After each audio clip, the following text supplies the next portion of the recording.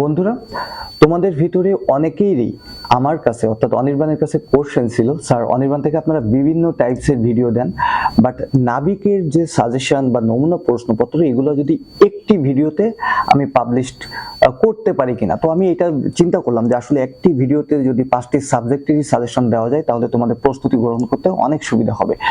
তো আমি এখন 5টি সাবজেক্ট একে একে তোমাদের কাছে চলে আসবো। তার আগে একটু বলে রাখি, আমি কোশ্চেনগুলো যখন বলবো ম্যাক্সিমাম সবগুলোরই তোমাদের অ্যান্সার বলে দেবো, বাট মাঝে মাঝে দুই একটি কোশ্চেনের অ্যান্সার তোমাদের কাছে জানতে চাইবো, যেটা তোমরা কমেন্ট সেকশনে অবশ্যই জানাতে ভুল করবে না। আর বন্ধুরা, তোমাদের উদ্দেশ্যে বলে রাখি, আমি যে চ্যানেল থেকে কথা বলছি, তোমরা যদি কেউ সাবস্ক্রাইব না করে থাকো বা অনেকে আছে নতুন ভিউয়ার, তারা অবশ্যই তোমরা সাবস্ক্রাইব করে দিবে এবং অবশ্যই লাইক দিবে, কারণ লাইকের পরিমাণ যত বেড়ে যায় আমাদের কাজ করার আগ্রহ তত বেড়ে যায়। তো যাও, কথা আর বাড়াচ্ছি না, তোমরা নোট ডাউন করে নাও, বা যেগুলোর উত্তর আমি বলবো না সেগুলো কমেন্ট সেকশনে উত্তরটা দিয়ে দাও। সর্বপ্রথম বলবো বাংলা থেকে তোমাদের 10টি কোশ্চেন আছে, প্রত্যেকটি 2 মার্ক অর্থাৎ 20 মার্কসের কোশ্চেন হবে। তো যাই হোক, আমি চলে যাচ্ছি বাংলাতে। তোমাদের প্রশ্ন এমন হতে পারে, শ্রীকান্ত কার লেখা? তোমরা জানো শরৎচন্দ্র চট্টোপাধ্যায়। কাজী নজরুল ইসলাম কত সালে জন্মগ্রহণ করেন? 25 মে 1899 সাল। বাংলা পৃথিবীর কততম মাতৃভাষা? 5ম। তারপর এমন কোশ্চেন আসতে পারে যে তোমাদের, এটা তো বললাম ম্যাক্সিমাম সব ফার্স্ট পার্ট থেকে, তোমাদের দেখো সেকেন্ড পার্ট থেকে অনেক কোশ্চেন আসবে যে চ বর্গুজা এর উচ্চারণ কোন ধ্বনি? তালব্য। তারপর এমন কোশ্চেন আসতে পারে, বসুন্ধরা অর্থ কি? পৃথিবী। বিভক্তিযুক্ত পদ, কোশ্চেনটা আমি আরেকবার বলি, বিভক্তিযুক্ত শব্দকে কি বলা হয়? পদ। মানে আমি অ্যান্সারটা আগে বলে ফেলছিলাম। আচ্ছা যাক, এখন একটি প্রশ্ন বলবো, তোমাদেরকে উত্তরটা লিখে দিতে হবে। কাল কত প্রকার? এটা কমেন্ট সেকশনে অবশ্যই তোমরা লিখে দিবে। এরপর তোমাদের কোশ্চেন এমন থাকতে পারে, রবীন্দ্রনাথের ছদ্মনাম কি? ভানু সিংহ। এটা সবাই তোমরা জানো। আমি খাবো যদি তুমি খাও কোন বাক্য? মিশ্র বাক্য। বন্ধুরা, আমি বলে রাখি, বাংলা থেকে যে কোশ্চেনগুলো আমি বললাম শুধুমাত্র যে এগুলো পড়ে যাবে তা নয়, কারণ তোমাদের নেভিতে প্রায় 5 থেকে 6টি সেট মেনটেন করা হয়। তো আমি যেগুলো বললাম এর আশেপাশের গুলো একটু প্র্যাকটিস করে যাবে, এবং যারা তোমরা অনির্বাণে আসছো তাদের সঙ্গে তো দেখাই হবে, তারা তো ভালোভাবে প্রস্তুতি গ্রহণ করতে পারছো। তো এরপর আমি চলে যাচ্ছি ইংরেজিতে। ইংরেজি থেকেও তোমাদের 10টি কোশ্চেন আসবে, এবং সেটারও প্রত্যেকটার মান 2, অর্থাৎ 10টি কোশ্চেন 20 মার্কস। তো তোমাদের কোশ্চেন ইংরেজি থেকে এমন আসতে পারে, আগের দিন আমি যদিও ইংরেজি থেকে তোমাদের একটি টিউটোরিয়াল করেছিলাম তোমাদের জন্য, তো আমি আরো কিছু বলছি। The cow is a dash animal. আমি একটু ধীরে ধীরে বলছি যেহেতু ইংলিশ পার্ট। এটা কি হবে বলো তো? Domestic animal. আচ্ছা যাক, তোমাদের 4টা অপশন থাকবে, এত টেনশন করার কোনো কারণ নেই। লেটস প্লে ফুটবল, এটা কোন টাইপের সেন্টেন্স? এটার উত্তর আমি বলবো না। লেটস প্লে ফুটবল কোন টাইপের সেন্টেন্স? অবশ্যই কমেন্ট সেকশনে লিখে দেবে, হ্যাঁ, না দিলে কিন্তু খবর আছে। আচ্ছা যাই হোক, we should dash your parents, কি হবে? রেসপেক্ট। আচ্ছা, my mother and father dash at work, এখানে কি হবে? আমি অপশন দিয়ে দিচ্ছি, তোমরা একটু কমেন্ট সেকশনে লিখে দিও তো। অ্যাম, ইজ, আর, এর ভিতরে কোনটা হবে অ্যান্সার? অবশ্যই লিখবে, কারণ তোমাদের পড়াশোনার পাশাপাশি প্র্যাকটিসটাও হয়ে গেল। আচ্ছা, এরপর আসো, what is the plural of box? বক্সের মানে প্লুরাল কি হবে? বক্সেস। আচ্ছা, এরপরে কোশ্চেন এমনও আসতে পারে যে চোরে চোরে মাস্তুতো ভাই। দেখো, এই ট্রান্সলেশন যেগুলো আসে না, তোমরা মনে করো যে এগুলো ট্রান্সলেশন জাস্ট বাংলার ইংরেজি করে বসিয়ে দিলেই মনে হয়, অপশনে কিন্তু তেমন থাকেও, কিন্তু এগুলো হচ্ছে প্রভার্বস, প্রবাদ প্রবচন। দেখবো যে বাংলার সাথে ইংলিশে কিছু মিল নাই, এই জন্য অ্যান্সারটা বলে দিচ্ছি, উত্তর শুনে তোমরা হাসবা, ঠিক আছে?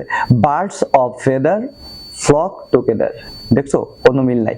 এখানে ইংরেজির ক্ষেত্রে আমি একটি কথা বলে রাখি, দেখো আমি যতগুলো কোশ্চেন তোমাদেরকে বললাম, এই কোশ্চেনের ভিতরে দেখো ট্রান্সলেশন ছিল, সেন্টেন্স ছিল, ভয়েস সেন্স ছিল, অনেক টাইপের, তারপর ফিল ইন দ্য গ্যাপ ছিল, দ্যাট মিনস তোমার পার্টস অফ স্পিচ থেকে কোশ্চেন ছিল। তোমাদের এই টপিক থেকে কিন্তু একটু বাসায় বেশি করে পড়তে হবে। সবসময় মনে রাখবে, তোমার জেলা থেকে যদি তুমি যখন নাবিকে পরীক্ষা দিতে যাবে, যদি প্রথম 2-3 জনের ভিতরে না থাকো, তাহলে কিন্তু চান্স পাওয়ার সম্ভাবনাটা খুবই কমে যাবে তোমাদের।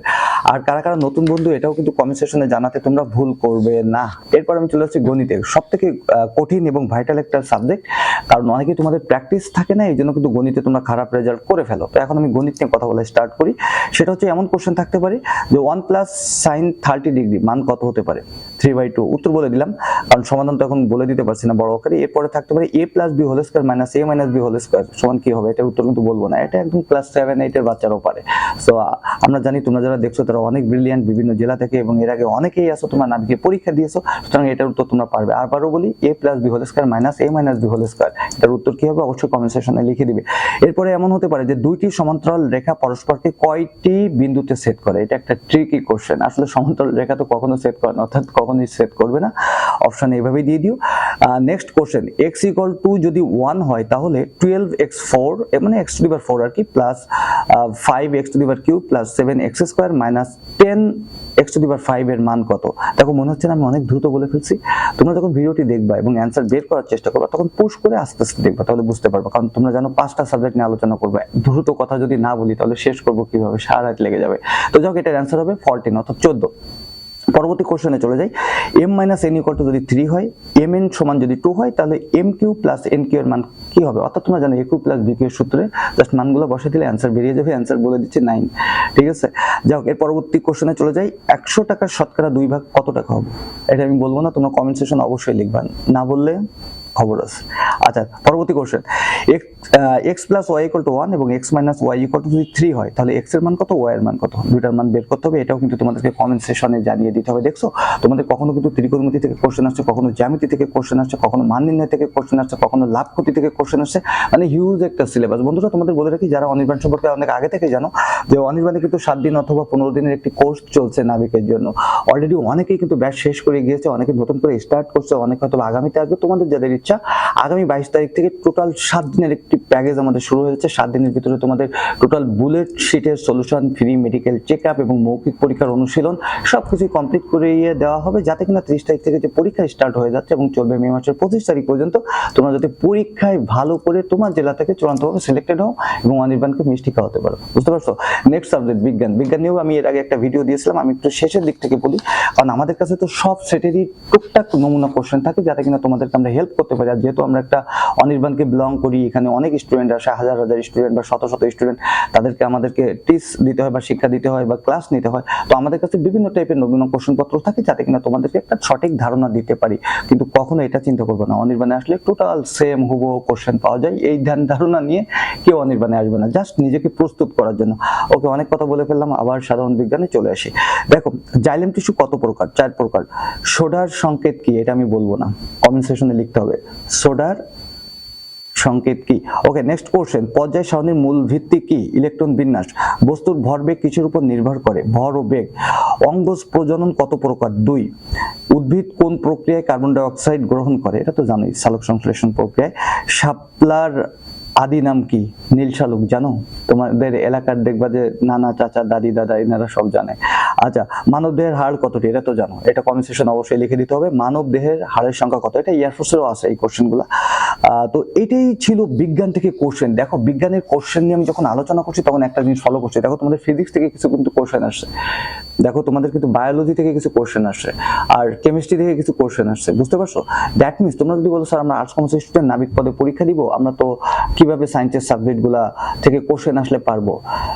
পাগল, তোমাদের বুঝতে হবে ক্লাস 8 এ বিজ্ঞান বইটা একসঙ্গেই ছিল, সেখানে কিন্তু সব সাবজেক্ট আছে। অর্থাৎ নাবিকের পরীক্ষা দিতে গেলে বিজ্ঞানের জন্য ক্লাস 7 এবং 8 এর বিজ্ঞান পড়লেই হবে। বুঝতে পারছো? আর অনির্বাণে আসলে তো নো প্রবলেম, সবকিছু এক জায়গায় সাজানো গোছানো আছে, জাস্ট এসে 7 দিন একটি কোর্স করে যাবে এবং 100% প্রস্তুতি হয়ে যাবে তোমাদের জন্য। লাস্ট টপিক নিয়ে কথা বলছি, অর্থাৎ সাধারণ জ্ঞান।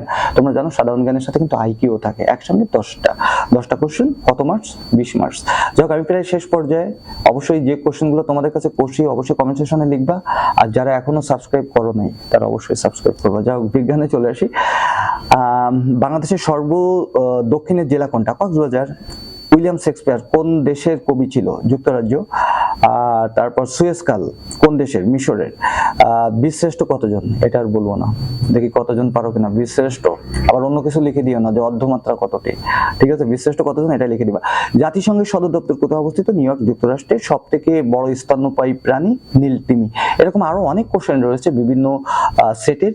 তো আমি প্রথম দিকেই কিন্তু বলে নিয়েছি যে দেখো, আমি যদি একটা না সব টাইপের কোশ্চেনগুলো যদি এখন বলতে চাই তো ভিডিও সাইজ হবে বাংলা সিনেমার মতো 3 ঘন্টা। তো এত সময় তো আর ইউটিউবে আপলোড করতে পারবো না। থ্যাংক ইউ, অনেক মজা হলো, তোমাদেরকে সাজেশনও দেওয়া হলো। তোমরা যারা আমাদের অনির্বাণে রয়েছে তারা তো জানোই কত মজা করে আমরা ক্লাস নেই। তো যাই হোক, ভালো থাকো সবাই, দেখা হবে অন্য কোনো দিন অন্য কোনো ভিডিওতে। এর ভিতরে তোমরা কোন টাইপসের ভিডিও দেখতে চাও বা চাও এই চ্যানেলে, সেটাও কিন্তু কমেন্ট সেকশনে জানিয়ে দিও। ভালো থাকো সবাই, দেখা হবে অন্য কোনো দিন অন্য কোনো ভিডিওতে। টিল দেন, আল্লাহ হাফেজ।